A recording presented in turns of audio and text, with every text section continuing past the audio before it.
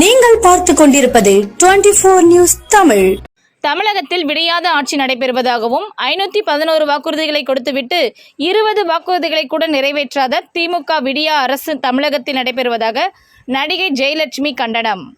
சென்னை மாத்தூர் பகுதியில் திருவள்ளூர் பாராளுமன்ற தனித்தொகுதி பாஜக வேட்பாளர் பாலகணபதியை ஆதரித்து மாதவரம் மேற்கு மண்டல சார்பாக தெருமுனை கூட்டம் நடைபெற்றது. இக்கூட்டத்தை பாரதிய ஜனதா கட்சியின் மேற்கு மாவட்ட பொருளாளர் குமரன் தலைமையில் சிறப்பாக ஏற்பாடு செய்திருந்தார்.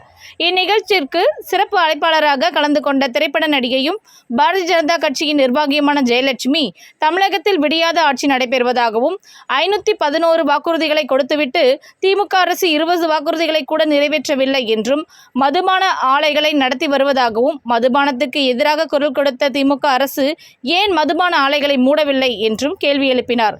மேலும் பாரத பிரதமர் வெளிநாட்டிற்கு சென்று பல நிறுவனங்களோடு அந்நிய செலாவணிகளையும் அந்நிய நிறுவனங்களின் முதலீட்டுகளையும் கொண்டு வந்ததாகவும், தமிழக முதல்வர் ஸ்டாலின் வெளிநாட்டிற்கு சென்று என்ன கொண்டு வந்தார், என்ன செய்தார் என்றும், தமிழகத்தில் குறிப்பாக திருவள்ளூர் பாராளுமன்ற தனித்தொகுதியின் பாராளுமன்ற உறுப்பினர் ஜெயக்குமார் இத்தொகுதிக்கு என்ன செய்தார், வாக்கு கேட்க மட்டுமே வந்ததாகவும், அதன் பிறகு மாத்தூர் பக்கம் எதற்கும் வந்தாரா, என்ன நலத்திட்ட உதவிகளை செய்தார் என பல கேள்விகளை அடுக்கினார். தெருமுனை கூட்டம் தெருமுனை கூட்டமாக இல்லை, பொதுக்கூட்டம் போல் மக்கள், குறிப்பாக பெண்கள் பாரதிய ஜனதா கட்சியின் தெருமுனை கூட்டத்தில் கலந்து கொண்டது மிகவும் மகிழ்ச்சியாக இருப்பதாகவும் நடிகை ஜெயலட்சுமி கூறினார். மாத்தூர் பகுதியில் நடைபெற்ற தெருமுனை கூட்டத்தில் சுமார் 250க்கும் மேற்பட்ட பெண்களும், கட்சி நிர்வாகிகளும், பொதுமக்களும் என ஏராளமானோர் கலந்து கொண்டனர்.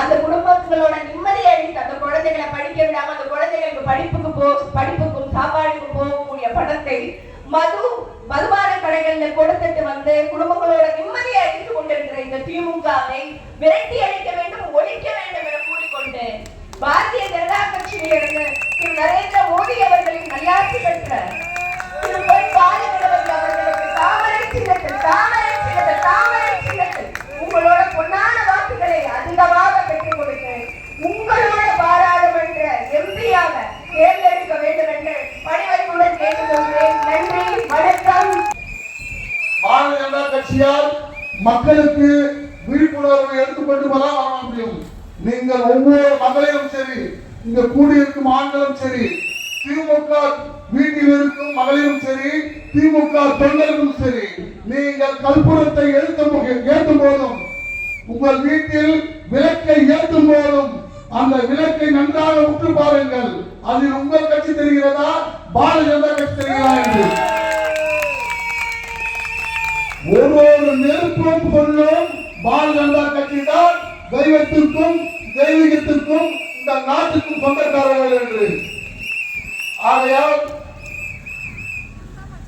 பொதுமக்களே, தாமரை சொந்தங்களே, கூட்டணி சொந்தங்களே, பொதுமக்களே அனைவரும் தெரிந்து கொள்ள வேண்டிய ஒரே விஷயம் இது ஒண்ணுதான்.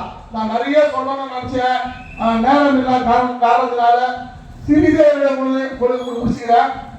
இங்கே இதே முதல் மெயின் ரோடில் எத்தனையோ கூட்டங்களை நான் பார்த்திருக்கிறேன். ஒரு கூட்டத்திலேயாவது ஒரு காரோ ஒரு ஆட்டோவோ வந்து போக முடியுமா?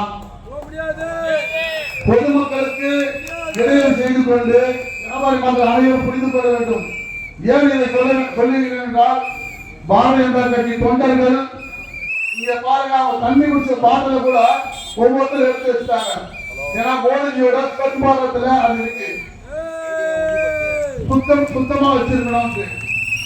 அதே மாதிரி பொதுமக்களுக்கு எந்த இடையூறு இல்லாமல் நாங்கள் சொல்ல வந்த கருத்தை உங்களுக்கு சொல்லிக் கொண்டிருக்கிறோம். ஆகிய பொதுமக்களே, நேரம் அருகாமையினால என்னுடைய உரையை சீக்கிரம் முடிச்சுக்கிறேன்.